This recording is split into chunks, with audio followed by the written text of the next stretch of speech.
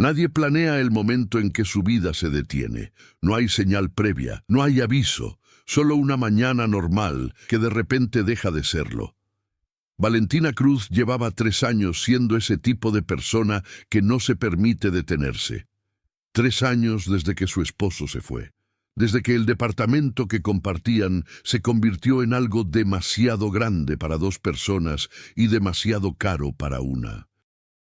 3 años desde que aprendió a dormir con la luz del pasillo encendida porque Mateo, su hijo de 5 años, tenía miedo a la oscuridad y ella había decidido que mientras pudiera hacer algo al respecto, lo haría. Mateo tenía 5 años, 3 meses y 14 días. Valentina los contaba, no porque fuera sentimental, sino porque cada día que pasaba significaba un día menos de incertidumbre. Un día más de terreno firme bajo sus pies. Vivían en un barrio que la gente llama de transición. Eso significa que hay cuadras con jardines bien cuidados y cuadras con hierbas hasta la rodilla, y nunca sabes muy bien en cuál de las dos estás parado. Su casa era pequeña, rentada, con una ventana en la cocina que no cerraba del todo y una calefacción que decidía por sí sola cuándo funcionar. Pero era de ellos. Bueno, era de ellos mientras Valentina pudiera pagar la renta, y eso, desde hacía 2 semanas, era exactamente el problema. El lunes, por la mañana, Valentina recibió la llamada que estaba esperando y temiendo al mismo tiempo. La empresa de contabilidad donde llevaba 4 años trabajando había perdido su contrato más grande. Eso significaba recortes. Y los recortes, según le explicó su jefe, con una voz cuidadosamente neutral, empezaban por los puestos de medio tiempo. El suyo era de medio tiempo. Colgó el teléfono y se quedó parada en la cocina, mirando la ventana que no cerraba, escuchando a Mateo en el cuarto de al lado hablar con sus dinosaurios de plástico sobre algo muy importante que tenía que ver con un volcán. No lloró. Valentina Cruz casi nunca lloraba en momentos como ese. El llanto, había aprendido, era para después, para cuando Mateo estuviera dormido y la casa estuviera callada y ella pudiera darse el lujo de quebrarse un poco sin que nadie lo viera. Por ahora, había que resolver. Tomó su libreta, la misma que usaba para anotar los gastos del mes, con una caligrafía apretada y precisa, y empezó a hacer números. Los números no salían bien, nunca salían bien, pero esa mañana estaban peor que de costumbre. Tenía hasta el viernes para pagar la renta. Y una sola opción que todavía no había explorado: hablar con la señora Perales. La señora Perales era su arrendataria. Una mujer de 72 años que había heredado 3 propiedades de su esposo difunto y que administraba las 3 con una mezcla de bondad genuina y pragmatismo inquebrantable.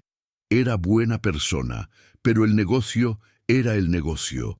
Valentina necesitaba 10 días más, solo 10 días para encontrar otro trabajo, para mover algunos ahorros, para reorganizar todo lo que se había desorganizado de golpe esa mañana. La señora Perales vivía a 6 cuadras. Valentina había prometido ir a verla ese martes. Y ese martes, mientras ella estaba haciendo eso, intentando salvar lo que quedaba de su estabilidad, Mateo se fue a explorar. Mateo Cruz era el tipo de niño que hacía preguntas que los adultos no sabían responder. No por ser difícil, sino porque miraba el mundo con una atención particular, como si cada cosa a su alrededor fuera un misterio que merecía ser investigado. ¿Por qué el cielo es más oscuro arriba que abajo al atardecer? ¿A dónde van las hormigas cuando llueve? ¿Por qué hay casas que tienen luz y casas que no la tienen? Valentina respondía lo que podía. Para las preguntas que no sabía responder decía: «Esa es una muy buena pregunta, Mateo. Averigüemos juntos». Era su forma de decirle que no había preguntas tontas, que curiosidad no era un defecto. Ese martes por la mañana, mientras su mamá hablaba con la señora Perales en la sala, Mateo estaba en el jardín de enfrente, como siempre. Valentina le había dicho, «No te muevas de aquí, no vayas más allá de la reja». Mateo había asentido con la seriedad de alguien que tiene intención de cumplir, pero entonces vio la mariposa. Yo era grande, amarilla con puntos negros, y volaba con esa trayectoria errática e impredecible que tienen las mariposas, como si no pudieran decidir a dónde ir y eso les pareciera bien.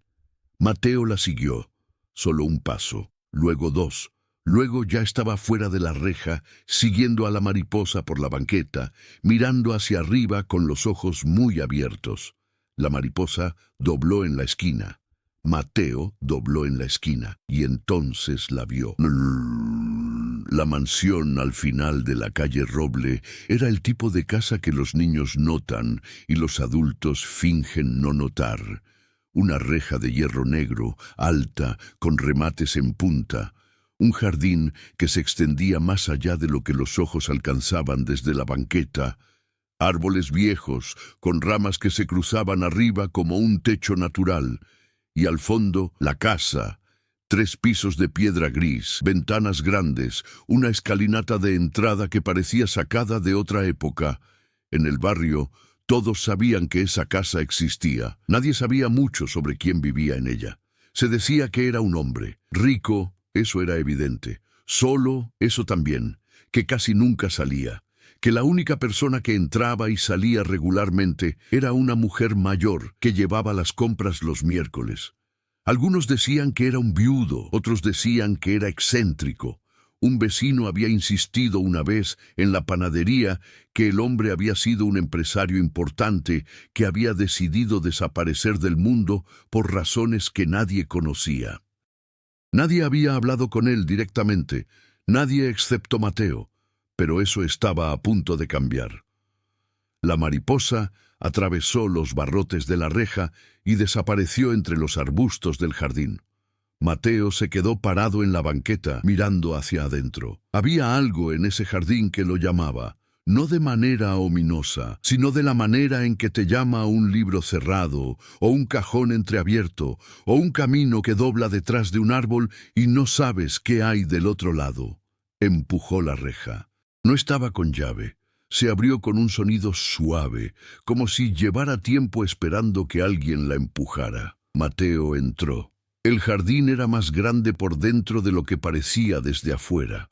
Había un camino de piedra que serpenteaba entre los árboles. Rosales que nadie había podado en mucho tiempo, con rosas rojas que crecían en todas direcciones. Una fuente en el centro, redonda, con agua que seguía corriendo, aunque no había nadie ahí para verla. Y en un banco de madera junto a la fuente, sentado con un libro abierto que no estaba leyendo, había un hombre. Era mayor, pero no viejo. Tal vez 50 y tantos. Cabello oscuro con algunas canas en las sienes. Ropa sencilla, sin pretensiones, aunque Mateo no habría podido distinguir eso. Manos grandes, quietas, sobre las páginas del libro. Lo que Mateo sí notó fue otra cosa. Notó que el hombre lo miraba, no con enojo, no con sorpresa, con algo que Mateo, con 5 años y 3 meses, no tenía palabras para nombrar todavía, pero que reconoció de todas formas.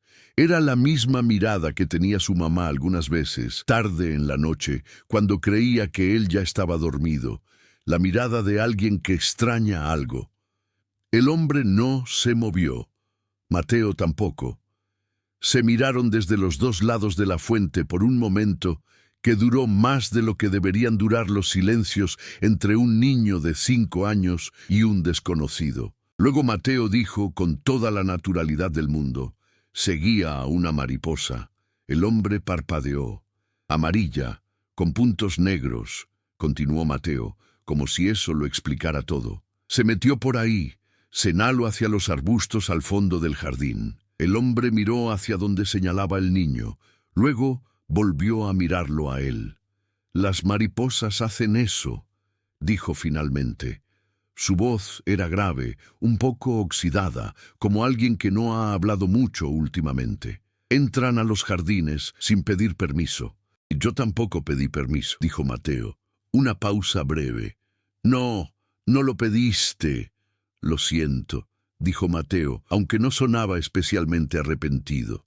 El hombre lo miró de una manera extraña, como si el niño hubiera dicho algo sin querer que tenía mucho más peso del que parecía. Está bien, dijo. Mateo se acercó a la fuente. El hombre observó cómo el niño se asomaba al agua. Veía los reflejos. Metía un dedo para hacer círculos. ¿Hay peces?, dijo Mateo, descubriendo los puntos dorados que se movían lentamente en el fondo. Sí.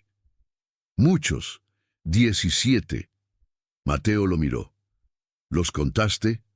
Los cuento todas las mañanas. ¿Por qué? El hombre tardó un momento en responder.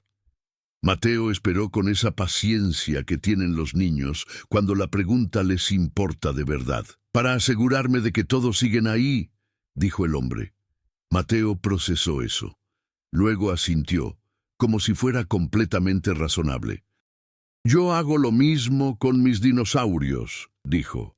Tengo 22.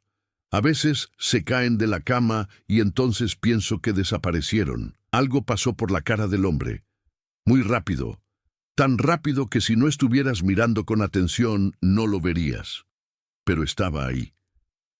¿Cómo te llamas?, preguntó Mateo. El hombre lo miró un momento. Alejandro. Yo soy Mateo. Tengo 5. Ya veo. ¿Tú cuántos tienes? Otra pausa. El hombre parecía no estar acostumbrado a que le hicieran preguntas tan 54. Directas. Mateo pensó en eso con seriedad. Eso es mucho, dijo. Sí.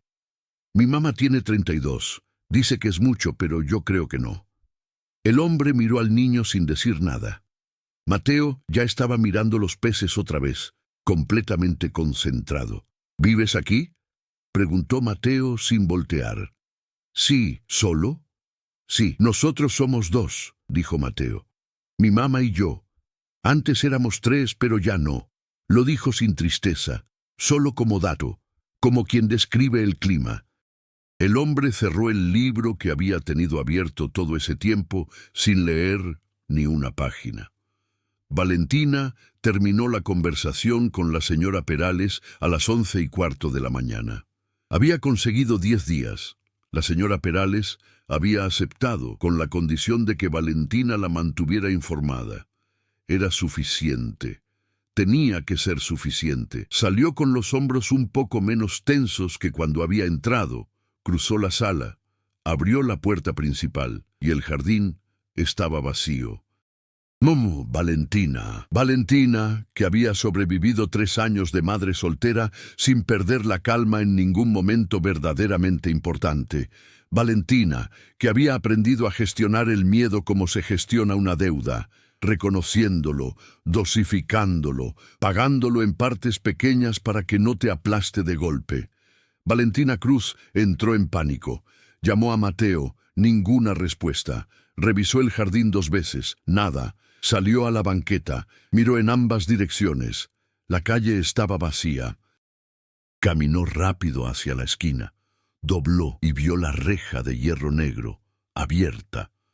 Después diría que esos 3 minutos, desde que encontró el jardín vacío hasta que vio la reja, fueron los 3 minutos más largos de su vida. No porque imaginara lo peor, exactamente, sino porque cuando eres madre y tu hijo desaparece, la mente no distingue entre lo probable y lo posible, solo ve peligro. Empujó la reja, entró al jardín, y lo primero que escuchó fue la voz de Mateo, clara y animada, contando algo sobre un volcán y unos dinosaurios que vivían cerca. Lo encontró junto a la fuente, sentado en el borde de piedra, con los pies colgando, hablando con un hombre al que no había visto nunca en su vida. El hombre estaba escuchando, realmente escuchando, con la atención completa que los adultos rara vez le dan a los niños cuando cuentan algo. Mateo.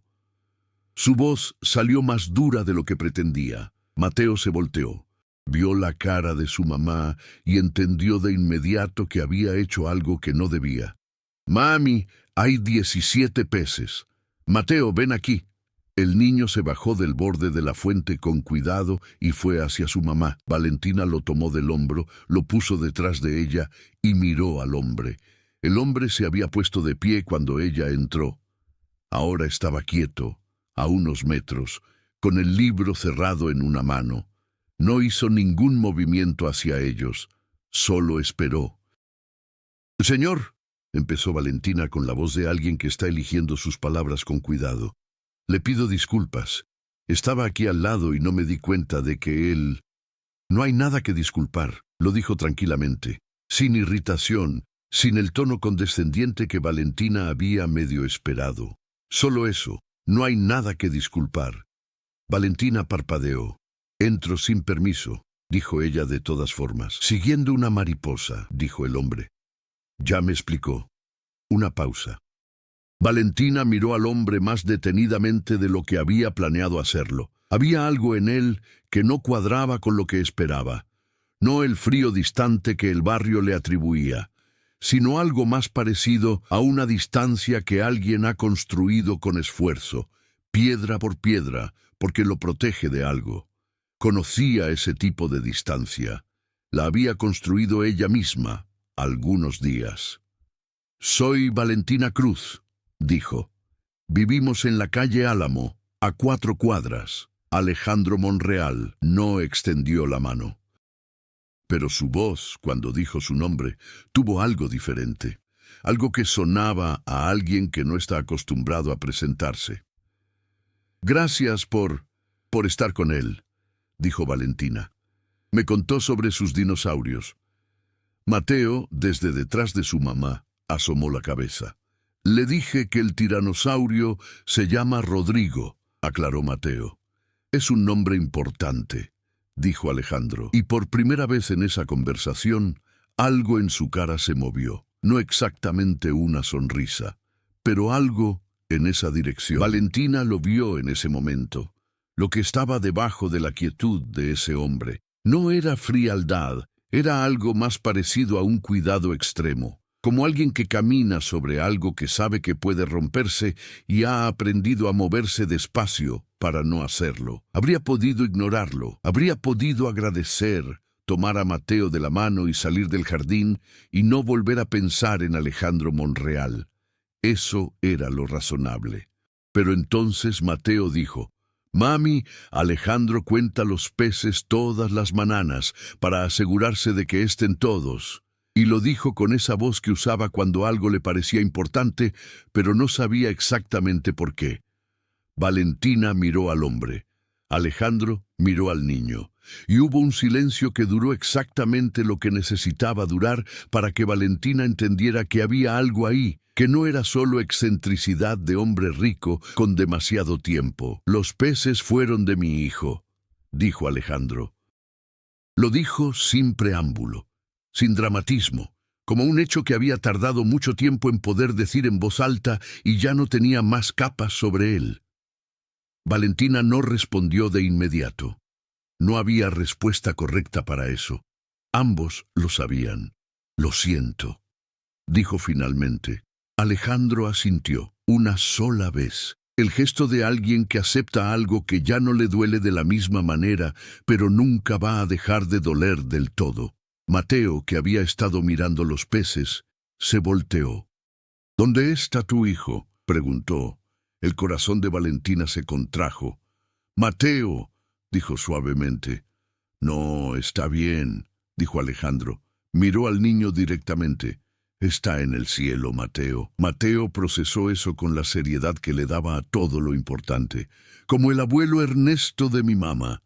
«Sí, algo así». «El abuelo Ernesto también tenía peces», dijo Mateo. «Pero eran naranja, no dorados». Alejandro lo miró. Algo en sus ojos cambió, no dramáticamente, no con lágrimas, ni con el gesto exagerado que se espera en estas conversaciones. Solo un cambio pequeño, como cuando una luz que siempre has visto apagada de pronto parpadea. El nombre de su hijo era Emilio. Tenía 8 años cuando murió. No lo dijo ese día. Eso vino después, poco a poco, en conversaciones que ninguno de los tres había planeado tener. Pero ese primer día, parado junto a la fuente con el libro cerrado en la mano y un niño de 5 años mirando sus peces, Alejandro Monreal sintió algo que no había sentido en mucho tiempo. No era alivio, exactamente. Tampoco era paz. Era más parecido al momento en que llevas tanto tiempo cargando algo que ya no sientes el peso. Y de pronto lo dejas en el suelo, solo por un segundo, y te das cuenta de lo mucho que pesaba. Alejandro Monreal había sido 10 años antes exactamente lo que el barrio imaginaba. Un hombre exitoso, reconocido, con una empresa de arquitectura que había diseñado edificios en 4 países. También había sido un padre, un esposo, un hombre que llegaba a casa los viernes con algo comprado en el camino, sin razón específica, solo porque sí, porque la vida era buena y quería que las personas que amaba lo supieran. Emilio había tenido los mismos ojos que él, la misma costumbre de hacer preguntas sin filtro, de mirar las cosas más tiempo del necesario, de encontrar fascinante lo que los demás pasaban por alto. Un accidente de carro, una tarde de diciembre. Alejandro había sobrevivido. Emilio no. Su esposa se fue 2 años después, no de manera dramática, sino de la manera silenciosa y definitiva en que se va alguien cuando los dos han estado cargando el mismo dolor demasiado tiempo y ya no saben cómo estar en el mismo cuarto sin que ese dolor llene todo el espacio. Alejandro se quedó en la mansión, cerró la empresa y se quedó contando 17 peces todas las mañanas. Valentina escuchó todo esto gradualmente. No ese día. Ese día solo había una conversación corta junto a la fuente, una despedida cortés, y Mateo preguntando en el camino de regreso si podían volver a ver los peces. No sé, Mateo, había dicho Valentina. Él dijo que si queremos podemos volver. Valentina se detuvo. ¿Cuándo dijo eso? Cuando te diste la vuelta para salir. Dijo, si quieren volver, la reja no tiene llave. Valentina miró hacia atrás, hacia la mansión que ya quedaba a media cuadra. La reja seguía abierta. Volvieron el jueves. No porque Valentina hubiera planeado volver, sino porque el miércoles fue un día difícil y el jueves por la mañana Mateo preguntó, antes del desayuno, con una seriedad poco habitual en alguien que todavía usaba pijama de dinosaurios. «Mami, ¿crees que Alejandro ya contó los peces hoy?» Y Valentina, que había pasado la noche pensando en los 10 días que tenía para resolver su situación económica y en los 3 años que llevaba sola y en la mirada de un hombre junto a una fuente que contaba peces para asegurarse de que seguían ahí, dijo, «No lo sé, podemos preguntarle». Alejandro estaba en el jardín otra vez, en el mismo banco, con otro libro que no estaba leyendo. Cuando los vio entrar por la reja, se puso de pie con el mismo gesto de la primera vez, sin apresurarse, sin exageración. Solo se puso de pie.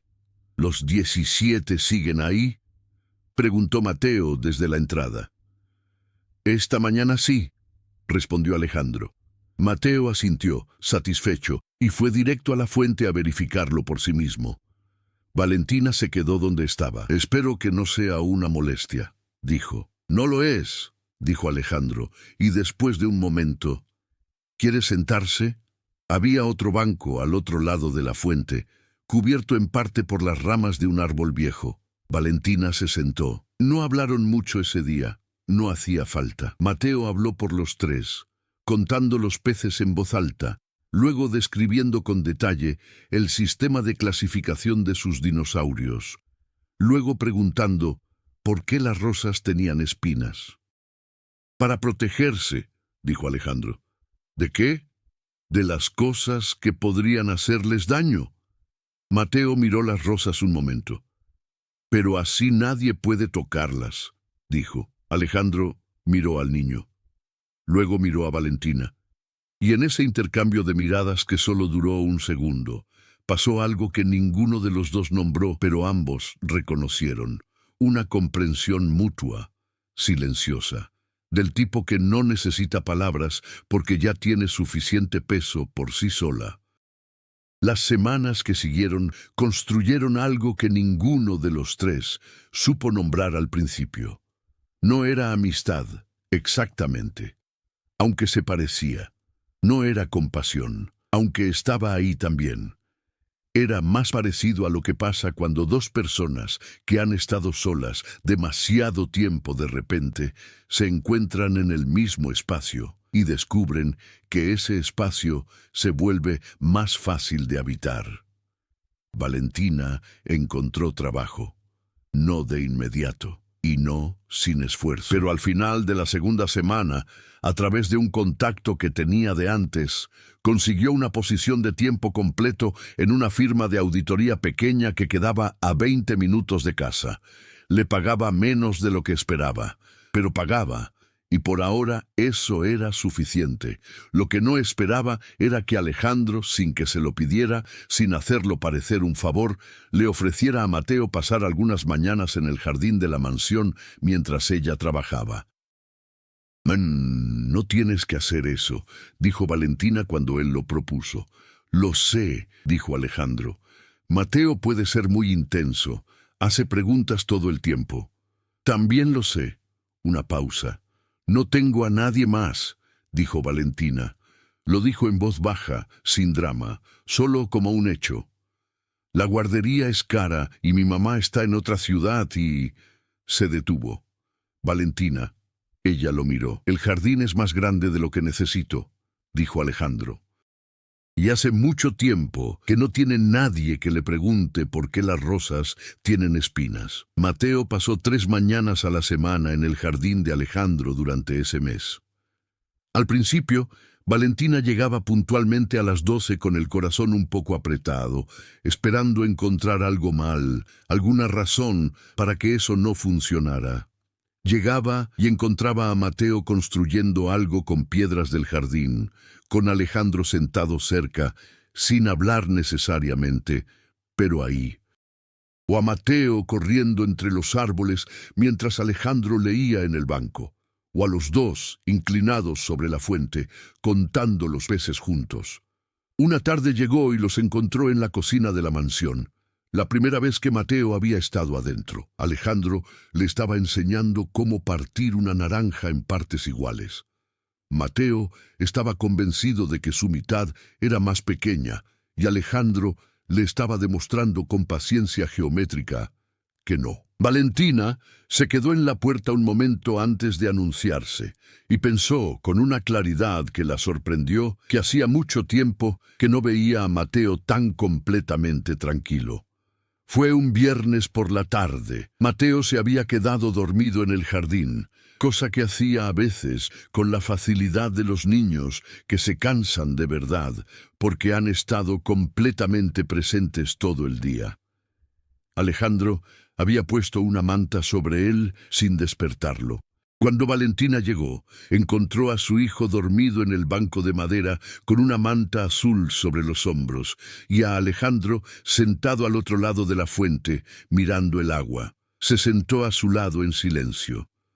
Durante un rato, ninguno de los dos dijo nada. Afuera, el barrio hacía sus ruidos de tarde de viernes. Adentro, el jardín estaba quieto. ¿Cuánto tiempo llevas aquí solo?, preguntó Valentina. No lo preguntó para herirlo, lo preguntó porque llevaba semanas sintiendo el peso de esa soledad como algo tangible, casi arquitectónico, y quería entenderlo. Alejandro pensó antes de responder. 6 años, dijo. Valentina asintió. Yo llevo 3, dijo. Sola, digo. No igual, pero... No hace falta comparar, dijo él. Una pausa. ¿Era diferente al principio?, preguntó ella. Todo era diferente. Alejandro miró la fuente. Pensaba que con el tiempo iba a volverse más fácil cargarlo. ¿Y? ¿No se vuelve más fácil cargarlo? ¿Aprendes a cargarlo de otra manera? Valentina dejó eso reposar un momento. Eso es lo más honesto que me ha dicho alguien sobre el dolor en mucho tiempo, dijo. La mayoría prefiere decir que el tiempo cura. El tiempo no cura, dijo ella. El tiempo solo cambia las dimensiones. Alejandro la miró, y por primera vez desde esa primera tarde junto a la fuente, Valentina vio claramente lo que había detrás de los ojos de ese hombre. No misterio, Reconocimiento. Emilio tenía 5 años cuando empezó a ir al jardín, dijo Alejandro de pronto, sin que viniera de una pregunta. Valentina no respondió. Esperó. Igual que Mateo, le gustaban los peces, le gustaba construir cosas con piedras, hacía preguntas sin parar, una pausa larga. «No me molesta que Mateo esté aquí», dijo Alejandro. «Quiero que lo sepas. No es caridad, no es porque sienta lástima. Lo sé», dijo Valentina. «Es porque…» Se detuvo, buscó las palabras. «Cuando Mateo entró por la reja ese día», dijo finalmente, «fue la primera vez en 6 años que este jardín volvió a sonar como debía sonar». Valentina miró a su hijo dormido en el banco, con la manta azul, los pies cruzados, la boca ligeramente abierta. Pensó en el día que encontró el jardín vacío y entró corriendo al jardín de un extraño, lista para lo peor. Pensó en lo que había encontrado en cambio. «No sé qué es esto», dijo en voz baja, «lo que está pasando entre nosotros 3. No lo sé nombrar». «Yo tampoco», dijo Alejandro, «pero se siente importante». «Sí», dijo él. «Eso sí, las cosas no se apresuraron. Ninguno de los dos era el tipo de persona que apresura las cosas. Valentina porque había aprendido que la velocidad sin dirección solo produce más caos. Alejandro porque había vivido lo suficiente para saber que lo bueno que llega despacio generalmente llega mejor. Mateo, por su parte, no entendía de pausas o de tiempos prudentes. Mateo simplemente quería saber si podía traer a Rodrigo, el tiranosaurio, para presentárselo a los peces. «No creo que los peces sean muy fans de los dinosaurios», dijo Alejandro. «Rodrigo es amigable», insistió Mateo. «Los peces no lo saben, entonces se lo decimos». Alejandro miró a Valentina. Valentina hizo un gesto que significaba: «No hay nada que yo pueda hacer con este niño». Y por primera vez en mucho tiempo, Alejandro Monreal se rió, no una sonrisa cortés. Una risa real, breve, genuina, el tipo de risa que sale cuando algo te sorprende de buena manera. En junio, Valentina aceptó la invitación de Alejandro para cenar en la mansión, solo ellos 3. Alejandro cocinó, algo que no había hecho para nadie más desde hacía años: pasta con salsa de tomate fresco, pan de ajo, una limonada para Mateo que el niño declaró la mejor del mundo después del primer sorbo. Se sentaron en la mesa del comedor grande, que de pronto no parecía tan grande. Mateo habló de los peces durante 20 minutos seguidos. Luego se quedó dormido en la silla antes del postre. Alejandro lo cargó sin que Valentina se lo pidiera al sofá del estudio y lo acomodó con la misma manta azul de siempre.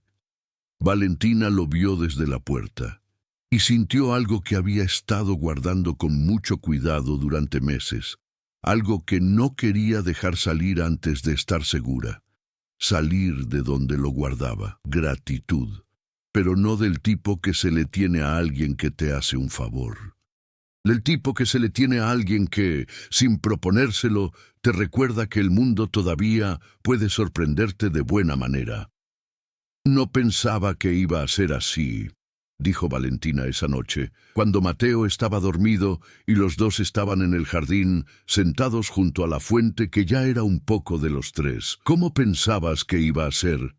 «No lo pensaba, solo estaba sobreviviendo». Alejandro asintió. «Yo llevo 6 años haciendo eso.